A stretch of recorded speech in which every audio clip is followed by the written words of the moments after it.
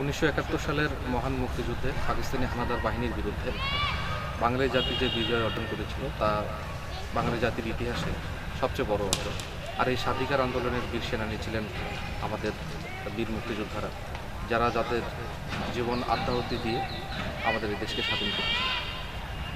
তাদের মহান মুক্তিযুদ্ধে বীর মুক্তিযোদ্ধাদের যে অবদান, তাতে বাংলাদেশ নামক রাষ্ট্রটির অবস্থান যতদিন বিশ্ব মানচিত্রে থাকবে ততদিন কিন্তু আমাদেরকে এই বীর মুক্তিযোদ্ধাদের সাথে অত্যন্ত শ্রদ্ধা এবং সম্মানের সহিত স্মরণ করতে হবে।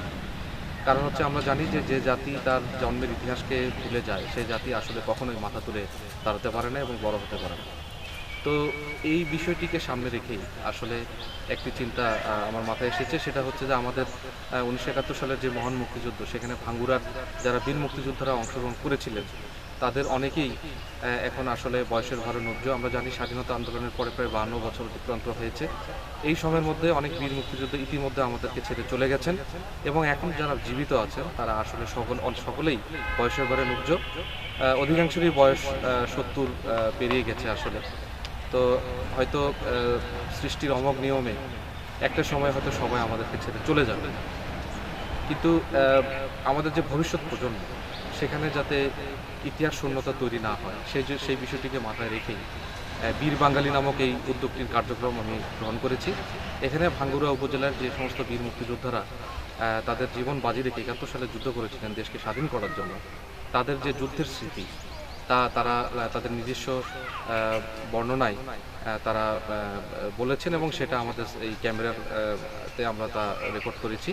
তো এই বিষয়টি আসলে পরবর্তীতে কার্যক্রমটি সম্পন্ন হলে আমি মনে করি আমাদের ভাঙ্গুরা উপজেলার যে বিভিন্ন শিক্ষা প্রতিষ্ঠান রয়েছে, প্রাইমারি, মাধ্যমিক, উচ্চ মাধ্যমিক, দাখিল, আলিম, ফাজিল, বিভিন্ন পর্যায়ে শিক্ষা প্রতিষ্ঠানে আসলে এই রেকর্ডিংটি পাঠানো হবে। সেখানে দেখা যাচ্ছে আমাদের যে জাতীয় দিবসগুলো আছে, আমাদের 21শে ফেব্রুয়ারি থেকে শুরু করে 16 ডিসেম্বর, 26শে মার্চ, 7 মার্চ, বিভিন্ন দিবসগুলোতে এই বীর মুক্তিযোদ্ধাদের যেই যুদ্ধের স্মৃতিচারণ, হয়তো একসময় তারা থাকবেন না, আগামী 10, 15 বা 20 বছর পরে হয়তো কেউই থাকবেন না। সেই সময়টাতে আমরা হাজার চেষ্টা করলেও কিন্তু বীর মুক্তিযোদ্ধাদেরকে আমাদের এই প্রজন্মের সামনে কিন্তু আমরা উপস্থিত করতে পারবো না আসলে। তো সেক্ষেত্রে একটা কিন্তু ইতিহাস শূন্যতা বা ইতিহাস হারিয়ে যাওয়ার একটা ব্যাপক সম্ভাবনা থাকে। এই বিষয়টিকে মাথায় রেখেই বীর বাঙালি এই উদ্যোগটি গ্রহণ করা হয়েছে। এখানে ভাঙ্গুরায় সর্বশেষ যতজন বীর মুক্তিযোদ্ধা জীবিত রয়েছেন, প্রায় 25 থেকে 30 জন বীর মুক্তিযোদ্ধা তাদের প্রত্যক্ষ বয়ানে তাদের যুদ্ধের ইতিহাস বর্ণনা করেছেন। এটি আমরা সংরক্ষণ করেছি আমরা ডিজিটাল প্ল্যাটফর্মে। এটি কমপ্লিট হওয়ার পরে আমাদের শুধু ভাঙ্গুরা উপজেলাতেই না, আমরা এটা পরবর্তীতে মুক্তিযুদ্ধ বিষয়ক মন্ত্রণালয়ের যে সমস্ত জায়গাগুলোতে মুক্তিযুদ্ধের স্মৃতি সংরক্ষণ করা হচ্ছে, ন্যাশনাল ফিল্ম আর্কাইভ থেকে শুরু করে জাতীয় মুক্তিযুদ্ধ স্মৃতি জাদুঘর, এখানে কিন্তু আমরা সেটা পাঠাবো। এবং এই কার্যক্রমটি আমি বিশ্বাস করি যদি সারা বাংলাদেশে গ্রহণ করা হয়, বাংলাদেশের সিটি কর্পোরেশনগুলো, পৌরসভা এবং আমাদের উপজেলা পর্যায়ে যদি সারা বাংলাদেশে করা হয়, তাহলে কিন্তু একটি সুবিশাল মুক্তিযোদ্ধাদের একটি স্মৃতি আর্কাইভ তৈরি করা সম্ভব আসলে।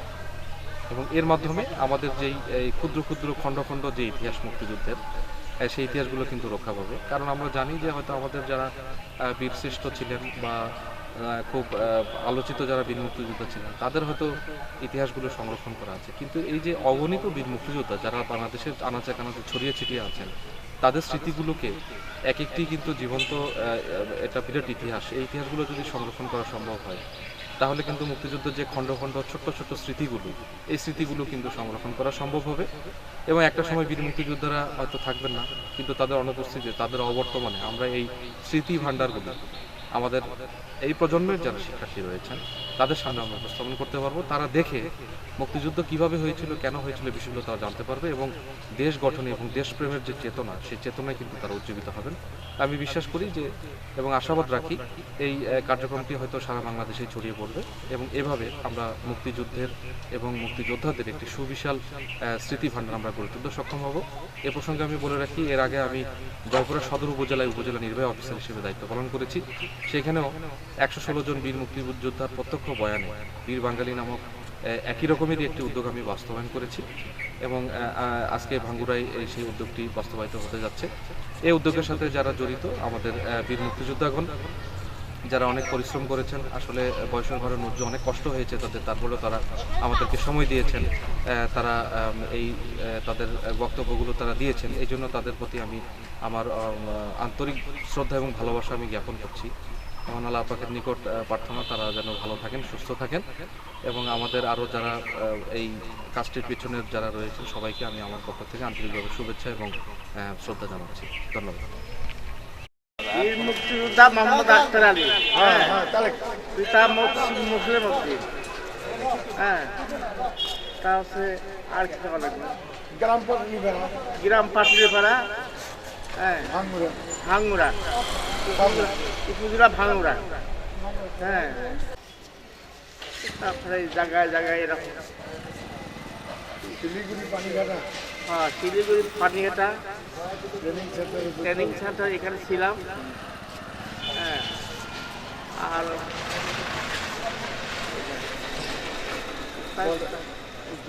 বিভিন্ন জায়গায় যুদ্ধে অংশগ্রহণ করে। হ্যাঁ, বিভিন্ন জায়গায়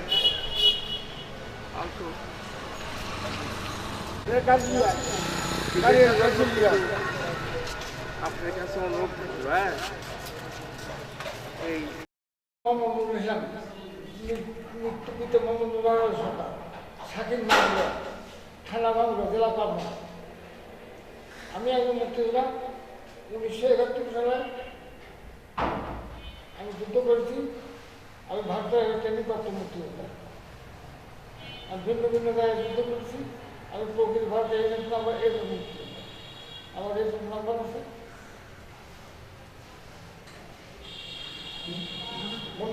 প্রথমে ছিল আমার গ্রামের হাজি আব্দুল মুসিদ, অন্যান্য আমার কমান্ডার ছিল ফরিদপুর থানা কমান্ডার সেলিম মোর্শেদ।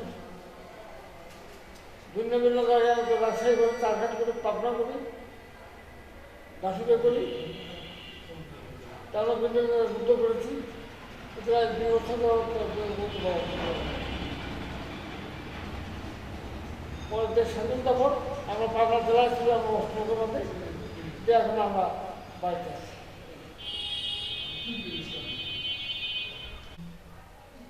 আমাদের প্রিয় নেতা বঙ্গবন্ধু শেখ মুজিবুর রহমান, তার ডাকেই আমরা মুক্তিযোদ্ধা করেছি এবং দেশ স্বাধীন করেছি। ইনশাল্লাহ তার জন্য দেশ নেত্রী শেখ হাসিনা আমাদের জন্য অনেক কিছু করছে। ইনশাল্লাহ আমরা ভালো আছি, সুন্দর আছি।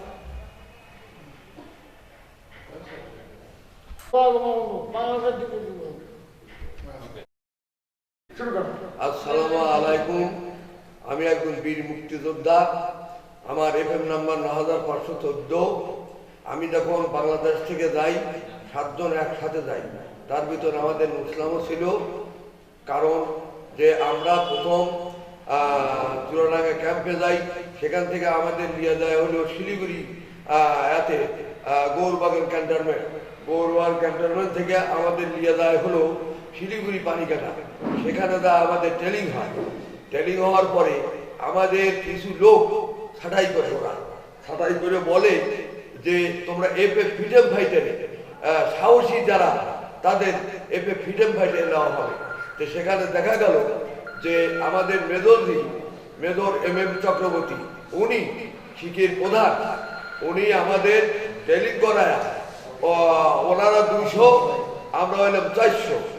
এই আমরা বর্ডারে, রাজশাহী বর্ডার, এই বর্ডারে তখন আমার তো বয়স বেশি নয়, 25 বছর বয়স। এই 25 বছর বয়সের সময় এই জায়গায় জায়গায় আমরা যুদ্ধ করি। প্লাস মুক্তিযোদ্ধা সাহসী, কারণ মুক্তিযোদ্ধা কোনোদিন মাথায় হেলায় নাই। কারণ শেখ মুজিবের অর্ডারে আমরা চলেছি। সে পাকিস্তানি হোক আর যেই হোক না কেন, হাতে বলে তাকে খাতির করা হয় নাই। কারণ যেহেতু আমরা বাংলাদেশের একদম FF ফ্রিডম ফাইটার, আমাদের রক্তের গরম আলাদা ছিল। কারণ আমরা যখন ভারতে যাই তখন আমাদের বাপ মাও যাবে না। আমরা পলায়া, কান্ডমা শিখতে গেছে, পলায়া চলে যাই।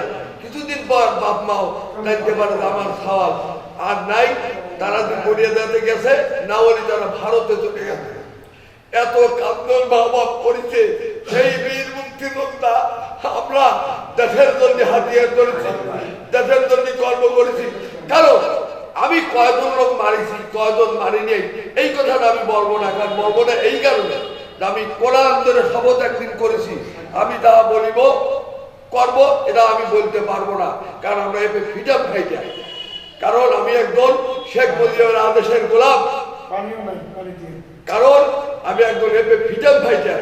এই কথা বলে আমি বাংলাদেশ চিরজীবী হোক, আমি একজন বীর মুক্তিযোদ্ধা।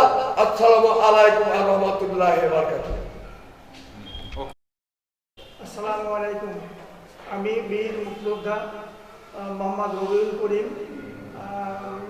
আমার বর্তমান ঠিকানা রেসাপাড়া, ভাঙ্গুড়া, পাবনা। আমি পূর্বে বসবাস করতাম আমার দেশের বাড়ি সাইকোলা। আমি সেখান থেকেই এবং আমি তখন ছিলাম নাটোর, গুরুদাসপুর থেকে নাটোর কলেজের ছাত্র ছিলাম। আমি ওখানেই যখন 7ই মার্চে বঙ্গবন্ধুর ভাষণের পর বাংলাদেশের কামাল ছেলেরা যখন মুক্তিযুদ্ধে উদ্বিষ্ট হয়ে মুক্তিযুদ্ধে ঝাঁপায় পড়ে এবং বিভিন্ন সময় তখন রাজাকার আলবদর শেষ হয়ে গেছে, আমরা তখন প্রবল বন্যার মধ্যে তখন আমরা বেশ কয়েকজন বন্ধু বান্ধব, যারা 5-7 জন 10 জন বন্ধু বান্ধব মিলে আমরা তখন ভারতে যাওয়ার জন্যে আমরা লালপুর পর্যন্ত পৌঁছে তখন দেখলাম যে সীমান্ত পদ্মা নদী তখন খুব উত্তাল। তখন আর আমরা পার হওয়ার সাহস পেলাম না। যে আমাদের নিয়ে গেল সেও আর আমাদের নিয়ে পার করার সাহস পেল না। তখন আমরা আবার অতি কষ্টে ফিরে আসলাম। ফিরে এসে তখন আমরা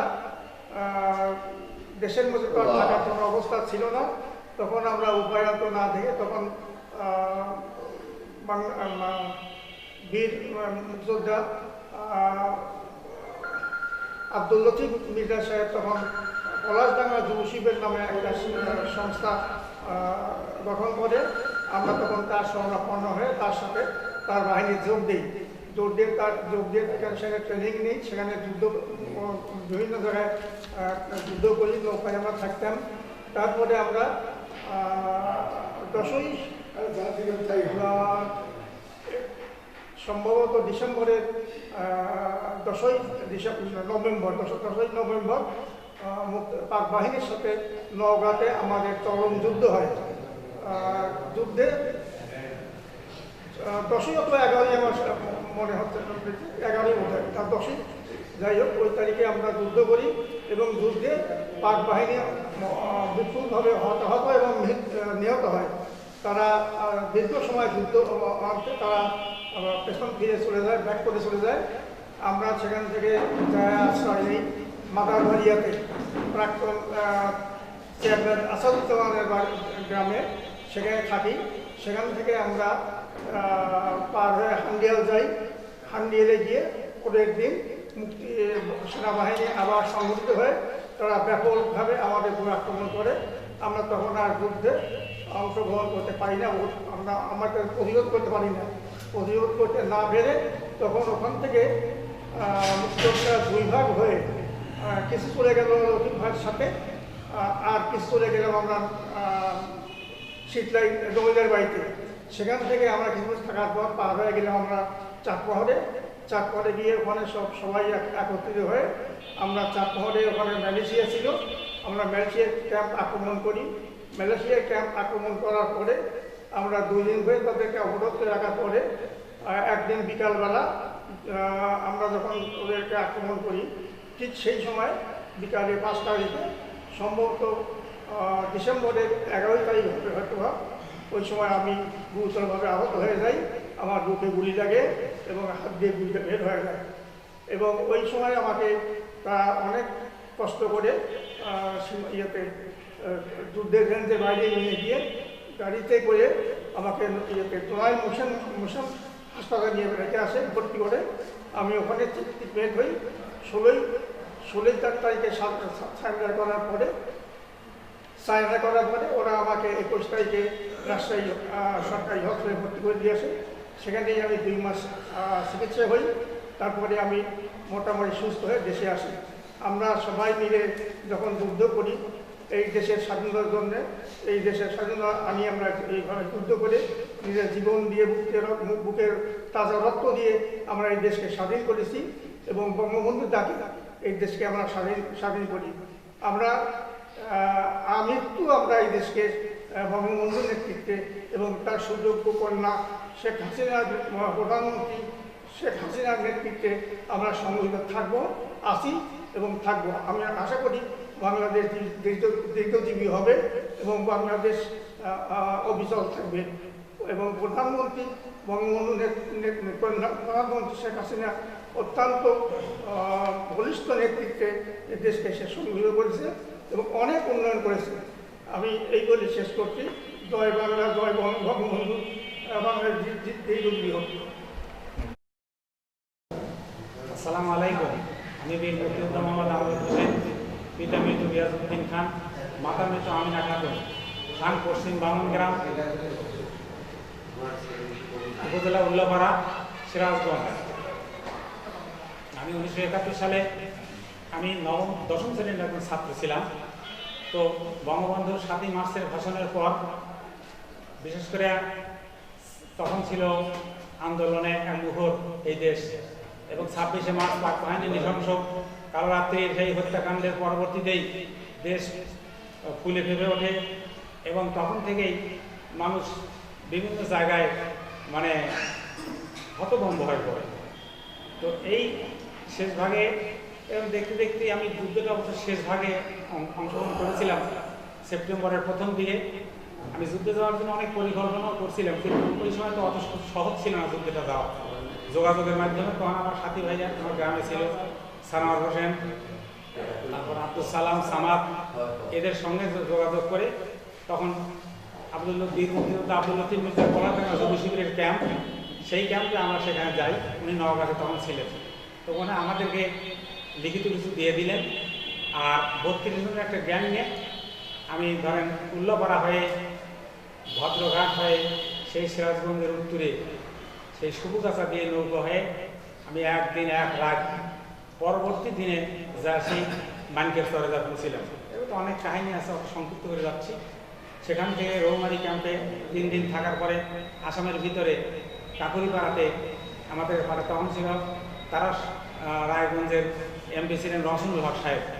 ওনার কাছে ওই চিঠিপত্রগুলো আমরা দিলাম বিজয় সাহেবের, উনি আমাদেরকে অ্যাকসেপ্ট করে তাড়াতাড়ি করে বিভিন্ন জায়গায় গেলে আমি ভারতের বিদেশে আসামে ট্রেনিং করে শেষ করে তারপরে ফিরে আসলাম। ইতিমধ্যে নওগাঁর যুদ্ধ শেষ হয়ে গেছে, ক্যাম্প যার যার মতো মুক্তিযোদ্ধারা বিভিন্ন জায়গায় সরে ছিটে আছে। তখন হামিদ ভাইয়ের নেতৃত্বে উদুনিয়াতে একটা ক্যাম্প ছিল, আর খুরশেদ ভাইয়ের নেতৃত্বে কয়রাতে ক্যাম্প ছিল। এই কয়রা ক্যাম্পে আমি যোগদান করি এবং সেখান থেকে কয়েকটা অপারেশন এবং রাজাঘাট এবং আলবদর এবং সব পাকিস্তানি সোয়ারে দেখে আমরা অনেক ইয়েও করেছি, ধরার চেষ্টা করছি।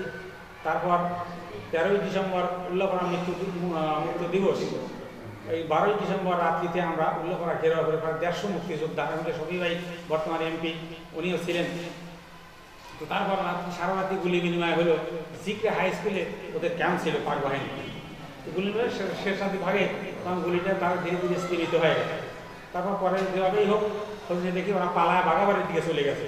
উল্লাপাড়া মুক্ত হলো। সকালবেলা বর্তমান থানা আছে, উল্লাপাড়া থানার সম্মুখে যে আপনার শহীদ মিনার, ওইখানেই পতাকা উত্তোলন করা হয়। খোরশেদ ভাই ওখানে একটা ভাষণ দিলেন, দেওয়ার পরে আবার কয়রা ক্যাম্পে চলে গেলাম। তারপর 10টার দিকে বললো যে আবার যেতে হবে, রাজাঘাট এবং অন্যান্য দালাল সব ছুটছে, তাদেরকে ধরতে হবে। তারপর তার পিছনে পিছনে আমি দৌড়লাম, হাতে আমার 3 রাইফেল ছিল।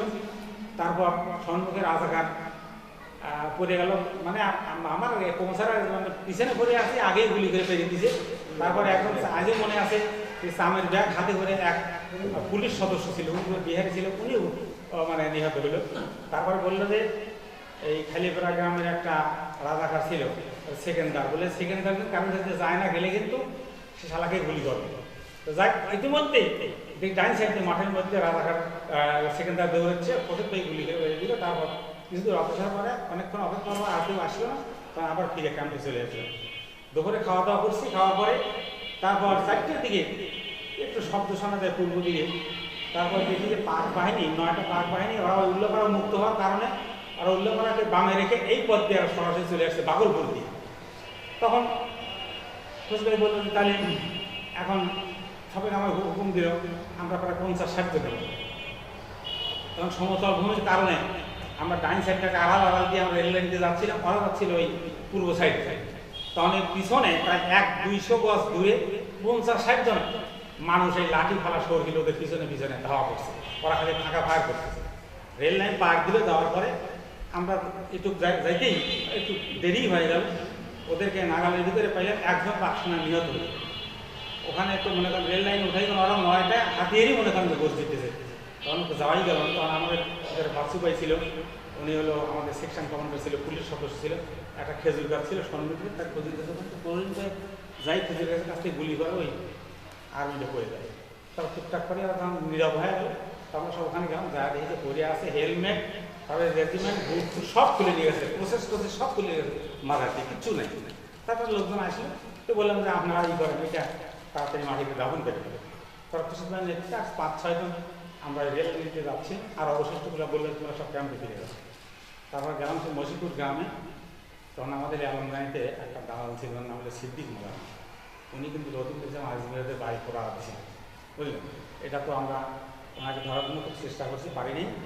তো শেষ পর্যন্ত ওনার পাশাপাশি যাচ্ছে, আমার কোথায় যাচ্ছে তাও জিজ্ঞেস করতেছিল। মানুষটি ছিল বাঘের মতো, তো কিছু বলাও পাশপাশ যায়। তখন মসিপুর গ্রামে ভিতরে উত্তর পাশে দেখি সামান্য একটু বাঁশের একটা ঝাড় আছে, পাশ দিয়ে ভিতরে রাজ্যে একটা মহিলা লাল কাপড় এবং হলুদ কাপড় পরা। তো তখন ভাই যা জিজ্ঞাসা করলো, কথা বলবো তোমার ইয়া কোথায়, শ্বশুর তোমার ইয়া কোথায়, আব্বা কোথায়, তোমার আব্বা কোথায়? তো কিন্তু আব্বা তো আসে নাই। তারপরে ঘরের ভিতরে খোঁজাখুঁজি করার পরে উল্লাপাড়া স্টেশন ক্যাম্পে আমরা অবস্থান করলে ওখান থেকে হাতিয়ার জমা দিই।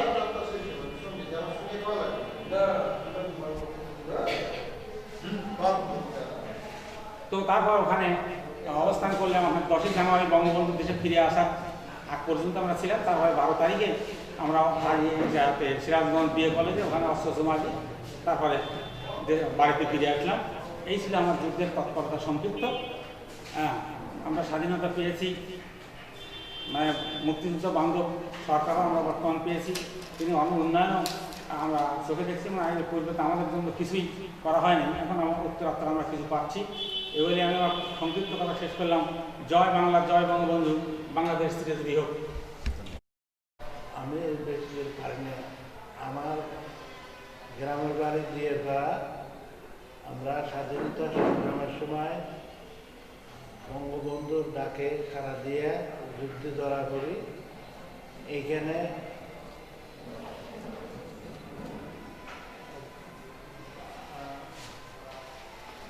আর কিছু মনে আসে আছে।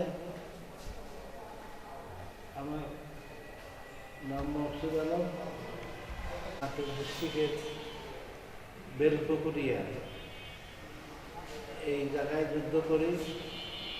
আমাদের যুদ্ধকালীন কমান্ডার ছিলেন ময়াজ মিয়া, আর চাকমার বাড়ির ময়াজ মিয়া। উনি আমাদের সাথে ছিলেন। তারপরে আমি তো বলতে পারি না,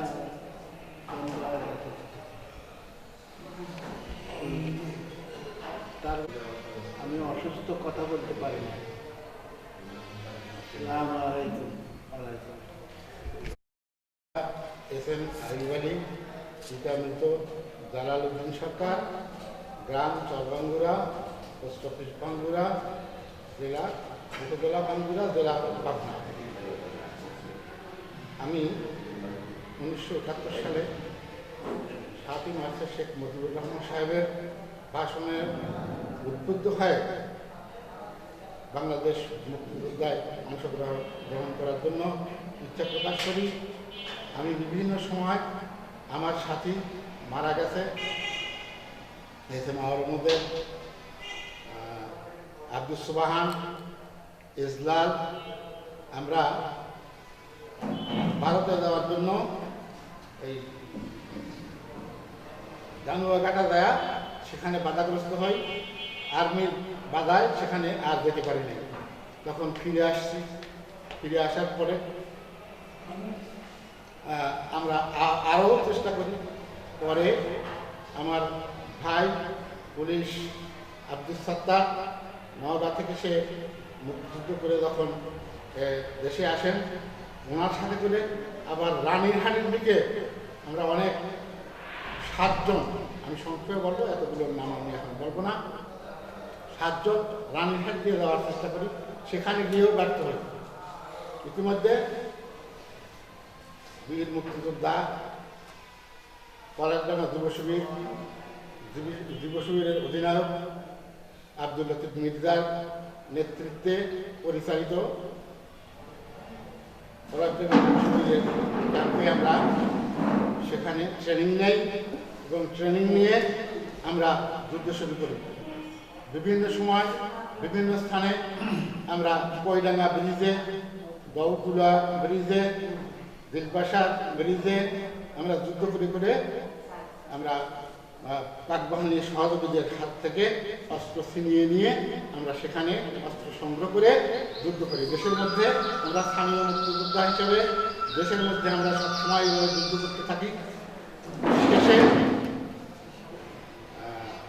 1971 সালের 11ই নভেম্বর নওগাঁ পাক বাহিনীর সাথে আমাদের যুদ্ধ হয়, সেটাই আমাদের বড় যুদ্ধ। সেখানে 64 জন পাক বাহিনী মারা যায় এবং আলবদর আল শামস রাজাকার সহ শতাধিক লোক মৃত্যুবরণ করে। শতাধিক পাক বাহিনীর লোক এবং পাক বাহিনীর সহযোগী লোকেরা এখানে মৃত্যুবরণ করে। তখন সময় ছিল রমজান মাসে আমরা পর্বতে ভাত খেয়ে আমরা এই নওগাঁয় অবস্থান করতেছিলাম নৌকায়। সেখানে আমরা পাক বাহিনীর আক্রমণে আক্রান্ত হই। আমাদের আর ভরসা ছিল না যে আমরা আজকে জীবিত ফিরে যেতে পারব। আল্লাহর রহম, আমরা ছিলাম হলো নিচে, তারা ছিল উপরের দিকে। আমাদের গুলি একটা মিস হয় নাই, এইভাবে তারা হতাহত হলো। তারপরে যখন তারা ফিরে গেল, পাক বাহিনী যখন পরাস্ত হয়ে যখন মারা গেল এবং যারা ছিল তারা তাদেরকে ট্রাকে করে তুলে নিয়ে চলে গেল ভ্যানে করে। এবং কিছু অর্থাৎ ক্যাপ্টেন সেলিম, পাক বাহিনীর ক্যাপ্টেন সেলিম ছিল বেলুচি, ক্যাপ্টেন সেলিম সহ 11 জন পাক বাহিনীর লোক আমাদের সারেন্ডার করে। এবং আমরা পরবর্তীতে আমরা শীতলাই তাদেরকে নিয়ে, সেখানে আমাদের মানে অস্ত্র সম্ভার ছিল কম, সেখানে তাদেরকে সাথে করে নিয়ে ঘোরা আমাদের পক্ষে সম্ভব ছিল না। তাই আমরা শীতলাই রাজবাড়ির পুকুরে তাদেরকে গুলি করে পুকুরে আমরা দিয়ে তারপরে আমরা চলে যাই। এভাবে ইন্ডিয়া যাওয়ার জন্য আবারও চেষ্টা করলাম। ওই তখনই অর্থাৎ যখন ছত্রভঙ্গ হয়ে গেল, মুক্তিযোদ্ধারা ছত্রভঙ্গ হয়ে গেল, বিভিন্ন জন বিভিন্ন দিকে গেল, কিছু অংশ ওই ইন্ডিয়ায় যেতে পারল নতুন মিডিয়ার সাথে। আমরা স্ক্যাটার ভয়ে আমরা বিভিন্ন জায়গায় যখন এভাবে চলতে থাকলাম, রাজাকার আর মারিয়ে তাদেরকে অস্ত্রশস্ত্র নিয়ে, এর মধ্যে 16ই ডিসেম্বর সে দেশ স্বাধীন হয়ে গেল। তখন আমরা মোহনপুর ক্যাম্পে রফিকুল ইসলাম খান বাড়ি সিরাজগঞ্জ, ওনার অধীনে ওই ক্যাম্পে অবস্থান করি। এবং ওই ক্যাম্প থেকে আমরা ডিসেম্বরের 20-25 সঠিক ডেটটা মনে নাই, আমরা সিরাজগঞ্জ ডিগ্রি কলেজে অস্ত্র জমা দিয়ে বাড়িতে ফিরি। এইভাবে আমরা শেখ মুজিবুর রহমানের নেতৃত্বে, শেখ মুজিবুর রহমানের অনুপ্রেরণায় আমরা স্বাধীনতা যুদ্ধে অংশগ্রহণ করি এবং যুদ্ধের জমা দিয়ে আমরা ঠিক বাড়িতে ফিরি। আমার সংক্ষিপ্ত কথা এখানে শেষ করছি। আসসালামু আলাইকুম ওয়া রাহমাতুল্লাহি ওয়া বারাকাতুহু।